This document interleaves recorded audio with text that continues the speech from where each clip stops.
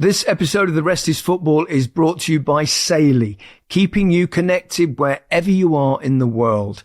Now, lads, have you ever had one of those moments when you're away and you feel you've missed the big news that everyone is talking about? Playing golf in the Algarve in the summer, enjoying the sun, but you can't keep up with the latest transfer news. You're refreshing your phone, and all you get is that dreaded spinning loading wheel. You'll need to know where Isak is going now, won't you, Al? I mean, he's definitely going to be rumoured to go so in the summer. So many different options.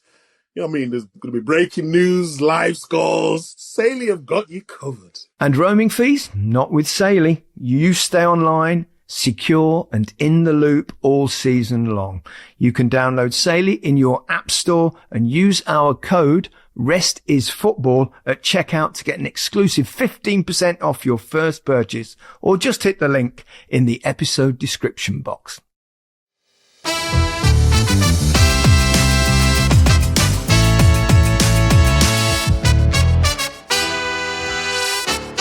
Hello and welcome to The Rest is Football with Alan Shearer, Micah Richards and me, Gary Lineker. We're recording this immediately after Tottenham Hotspur's triumph of winning the Europa League, beating Manchester United by 1-0. Alan's back from his golf trip. I can see he's back home. Micah, you're looking very smart, may I say. Oh, thank you very much, Gary. Really appreciate it. I think it's fair to say that wasn't the most high-quality match that I've ever witnessed, even in a final. And finals are often nervy affairs. But not that Spurs fans will care, not that Spurs players will care, Ange Postecoglu won't care. They did what they had to do, and that was win the game, because it was such a big prize.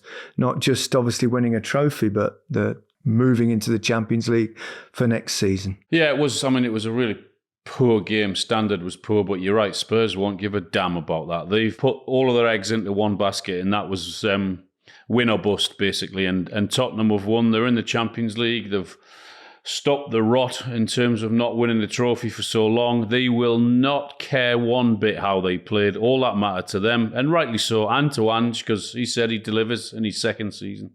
They've won the trophy. Well done to them. That's all that mattered for them. You know what I thought was really interesting, and we've talked about Ange and his tactics for a while, haven't we? Yep. And how he has this high line and he doesn't really want to change that. But actually, once they got the goal, they sat in a low block. Yep. And I thought, fair play to you, you know? And he's not listened to anyone. He did what the game demanded, you know? Like, United didn't have too much quality. I thought Van der Ven was outstanding. I thought Udogie, with his runs as well, was good. Peraporo as well, at times when he went forward. But that's the biggest thing I took from the game. You've got one manager who wants to stick to his principles and have been terrible in the league and was hoping this game was going to get him out of jail. It didn't get him out of jail. Then you've got a manager who looked at his team, he looked at the young players, he's looked at the injuries and thought, I have to adapt to what the game needs. And sometimes you have to do. Yes, the game was terrible. It was one of the worst finals I've ever watched, but who cares? Spurs got over the line, and big credit needs to go to Ange for adapting his style of play. 27% possession, wasn't it? That's all they had. Three shots, I think it was. So, yeah, you're right. No one from Spurs will give a damn about the stats, about how the final, whatever. They just needed to win the trophy, and they have done. I quite enjoyed Ange Postecoglu's quote after the game. I've got it written here so I don't get it wrong. I'll correct myself. I don't usually win things. I always win things in my second season. Good on him. Good on him. After all what he's had to deal with in the media, I think at times he could have handled it a little bit better. He's quite emotional, open and honest. We had an interview with him after the game on CBS, and I'll give him like a big congratulations, because you could see everything was sort of getting to him, and it was like a massive, massive relief for him. I've said before, I think he's a good manager. I think when they finished fifth in his first season, we expected more this season. This season in the league has been terrible for them. But could he get over the line in a final? And no matter what anyone says about him, he's done that and brought a trophy, for 17 years, is it? Yeah, 17 years. 17 years. And this whole thing about being Spursy, they should have won something in that time with the players that they had. But in terms of this moment, I was just happy for him more than anyone. I mean, he has been a bit grumpy of late, and he's been on the receiving end of a bit of stick, but he always gives a bit back. But I think in the game, well, I've got it here, Spurs had 3 shots, just 27.7% possession, and completed 115 passes, the lowest figures Opta has on record by any team in a major European final since 2009-10. But there's only one stat that matters, Absolutely. And that's that they scored 1 and Manchester United didn't score any. I thought it was interesting what you said about Ange. We were watching it here. We were going, where's the high line gone? And even though he got obviously Van der Ven and Romero that can cope with that as well as anybody, that he did change. And, he's saying, this is the way I like to play. He was always saying that. But I think, fair play to change your tactics. If it works, it works. And to be honest, Manchester United, yes, they had all the possession, particularly in the second half, because as you said, Micah, Spurs had a low block. And for all their huffing and puffing, they didn't really create much. The one was the header from Højlund, and that was because of a mistake from Vicario. And what a clearance from Van der Ven on the line, wasn't it? It was an amazing clearance, I think it was really ballsy of Ange to say that. And he said, I listened to his interview afterwards, and he said it because he really felt he believed it, and he wanted to give the players a bit of belief and for them going forward because of them not winning anything for such a long time. And he was prepared to put his neck on the line. And you know how it works. That he knows if he doesn't, he's done for. Basically, with him coming out with a quote like that. What do you think will happen now? Because a lot of people saying whether he'd win or whether he'd lose, that he might lose his job. I mean, I hate talking about people losing their jobs, but it'd be a bit tough now having won that. And particularly with the injuries. I mean, they have had a lot of injuries this season. It's been tough for them. It didn't seem, they also asked him that as well afterwards, and it didn't seem that it would be certain. He just said, well, if they choose to do whatever, then I'm fine with that. I've delivered the trophy, as I've said, and whatever happens, happens. But he also said that he felt it was a big opportunity for the club now to kick on. And I think that was the message that he was sending out. If you don't kick on and back and spend this summer, then you're never going to, You know what I like about the whole situation? You just mentioned about kick on there. I think because he's Australian and he's got his accent, and there's so many memes and stuff on social media, and a lot of people are not taking him seriously. And even in the press conference with the whole, clown thing, I just think it was very disrespectful. So that's why I'm delighted for him. But what I would like to see now is Spurs back him. And I know Spurs have spent a lot of money over the years, but it's a manager that's got them over the line. He deserves that. It's proof that if everyone's fit, that they can play attractive football with the players that he wants.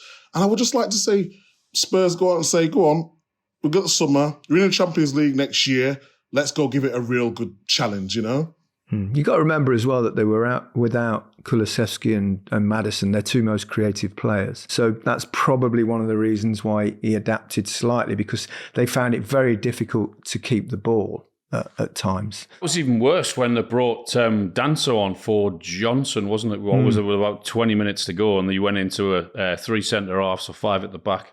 And you just knew that they were going to try and sit and protect, and that's what they did. And every time they got the ball, it was basically a hoof up field, other than one break I think they had, which Solanke perhaps could have. It was a doggy playing to Solanke, wasn't it? That's it, yeah. Yeah. But other than that, it was basically bodies on the line trying to chuck themselves in front of whatever Man United were throwing at them, and they did that. And Man United never done enough. I mean, Man United were rotten, and they've been rotten all season, haven't they? They've been awful. It's been embarrassing for them. But Spurs deserved it. I thought I think they wanted it more, and they were up for it. I think more than what Man United were.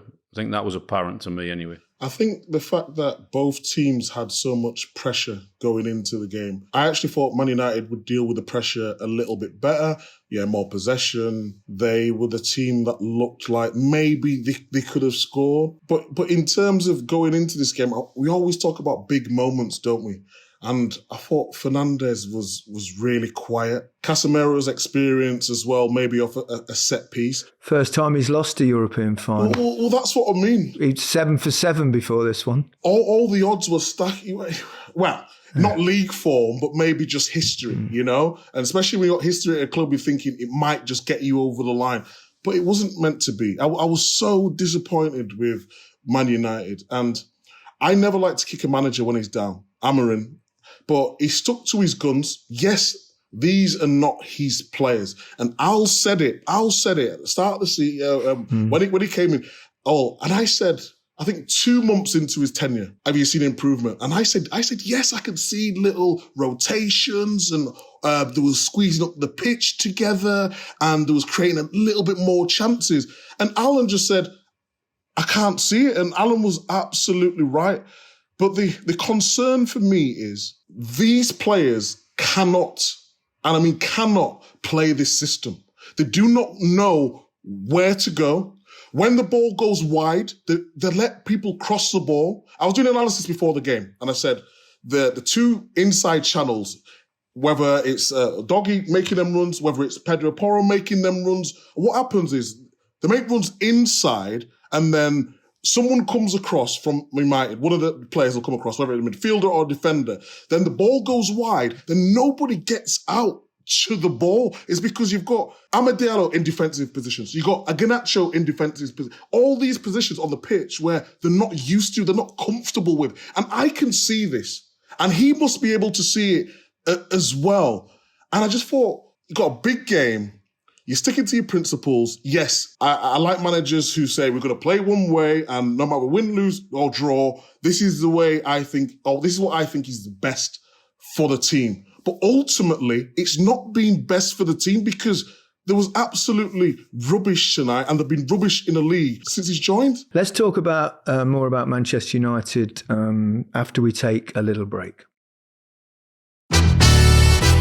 Welcome back to The Rest is Football with Alan Shearer, Micah Richardson, me, Gary Lineker. We've focused mostly on Tottenham in the first half and they've lifted the trophy. For United, it's more doom and gloom. Got a quote from Ruben Amorim that he said after the game. If the board and fans feel I am not the right guy, I will go in the next day without any compensation.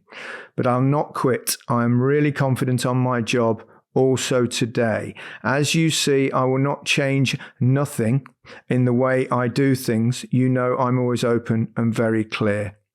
When he says I will not change nothing, he means I will not change anything. That's a double negative. Well, they're going to have to recruit very well then, because clearly a lot of those players in the club are not good enough to play the way he wants to play, or not suited to play that way. Let me say one thing to you. Man United were an embarrassment tonight, and in the semi-final, they chuck a 6'5" centre half up to centre forward in desperation in the last 10 minutes of the game and lugging huge balls into the box, and that's how they're going to get out of trouble. I mean, that's how they got to the final, because of Harry Maguire going into that position. Man United are not the club that they were 20 years ago, only by name. They're a million miles off it, both on and off the pitch. And I don't know how they're going to get over this, because one is, how do they attract top players? Two, are they going to be able to pay for any players to come in there in terms of the financial situation they're in? Because there's no doubt it's a huge blow with them not going to be in the Champions League where the big money is. I mean, would you, if you're Cunha, I guess, is the media are saying, but am I wrong in thinking that how are they going to attract big players? Why would you want to go there? I think they still can attract maybe not the elite level players, but players who can develop. I've just seen that Cunha's apparently quite close to agree. That, yeah. I mean, I don't know if that's absolutely true, but we'll see. Yeah, but Cunha fits into that system. He can play one of the 10s. He likes to drift off the left as well, so I can see that working. But just back to Al's question, maybe not elite, but it still has the pull Man United. I think the bigger question for me is, if you're a player, do you want to go in and play in that system? That because it's hindering the players. You know, Paul Hoyland's up front by himself. He gets no service and then you've got wing backs who don't deliver the ball into the box you're expecting Bruno Fernandes to come up with a moment of genius in every single game. They don't defend well. They've lost, how many games have they lost in the Premier League this season? Like 17 or 18 games or whatever. It's just, I can't see the top players going there. But I still believe playing for Man United to some players still has a ring to it, you know? Especially if I don't, and you know what? It's hard to say. It's hard to say. I don't know if I'm talking of history or whatnot, but at the same time, I still think the pull of Man United gets players in. Well, it's one of the giants in world football, but they are going through a terrible spell. I don't think there's denying that, but you know that it's going to be a while, if at all, that they're going to be challenging again. So you know, if you're going there to in a long-term thing. I mean, you're not going there for immediate success. And that's hard for a player to jump into that, isn't it? Particularly for a top player, because no Champions League football, well, no European football. So that's something that obviously is a big draw for players to go to particular clubs. You know, it's common knowledge that the club's financially in difficulties at the moment. I think it's actually 18 Premier League games they've lost this season, which is almost half of all the games that they've played. I mean, who would have thought, you know, just a few years ago that the demise could be so stark? Yeah, but it's not only on the pitch; it's off the pitch. It's a mess. But that's as well. where it comes from. Yeah, though, it Alan, eventually isn't it? filters down, is what we always say. Whatever happens at the very top, eventually finds its way onto the football pitch. And I mean, they've monumentally messed up this season, both on and off the pitch. It's been a complete and utter embarrassment. How many players short of there being a team that can challenge, let alone win things? What, challenge top four or? Well, yeah, for Europe, for top five. They need a new goalkeeper. They need a new centre half, and without doubt, need midfielders. They need obviously a top centre forward. So there's the four most important positions. They need to spend big in all of those positions. And the spine of the side is always crucial. And the spine of the side is at the minute is miles off it. I think they need 2 new wing-backs as well. I think Dalot's done all right in spells, but they need players who can go into a low block, but when they attack, knows how to get the best out of that position in terms of delivery in the box. How many times have we done analysis on United this season now when they could get a cross in the box and it's mishit or pulled back into the wrong areas? And this is not me saying the United players are bad. I just think they're bad in this system that the manager persists with. That is the problem. I go back to my point though. They signed 115 million quid on forwards last year. Well, it's not like they've not spent money in recent years. They're right up there with the top spenders. And they chuck a centre half up to the centre forward position to try and save the game for them. They're miles off it, and. Yeah, I don't know. I don't know what's going to happen. Yeah, it's a tough night for them. But let's finish on back to Spurs. They've won a trophy. That makes a massive difference going into next season. They're in the Champions League. And I just want a word on Heung-min Son, who came on, obviously didn't play much of a part in the game, but he lifted a trophy. I was chuffed for him. Obviously, I wanted Spurs to win as a former Spurs player. I love the club, real affinity with their fans. Absolutely chuffed for the loads of supporters that I know, but I think for Son as well, that lovely smile that we saw, he's always there with a smile, but especially tonight, to lift that trophy. Brilliant for him. I mean, what's 10 years? I told you it was the season of the teams that haven't won for ages. Hold on. Are Spurs better with or without Harry Kane? Tonight, you can tell us that tonight, Micah. Come on. They've both won trophies. Good. I'm chuffed for both parties. I mean, the difference in that game between winning and losing, it's so huge, isn't it? Because just the momentum going into next season as much as anything else. To attract new players. The momentum, the finance, the attract new players, the belief, the atmosphere, just everything. I mean, you can imagine how Spurs are feeling this evening. I mean, they were under huge pressure, so there'll be a great party, but then you look to what's going to happen next season and who they can bring in, how much they can spend, and all of those things have just gone northwards in terms of what they can do now. So and that's what Ange was saying, that he hopes that the club kick on now and back him and let him do what he has to do. Well, I'm glad to say I've got something in common with Ange. What's that? I won something in my second season at Tottenham. The FA Cup! Oh, yeah, just 34 years ago. Is that how long ago it was? Yeah, 91. 34 years. Oh, dearie me. Deary me. How old were you then in 91? Were you born? Yeah, you were just... Yeah, I was 3, wasn't I?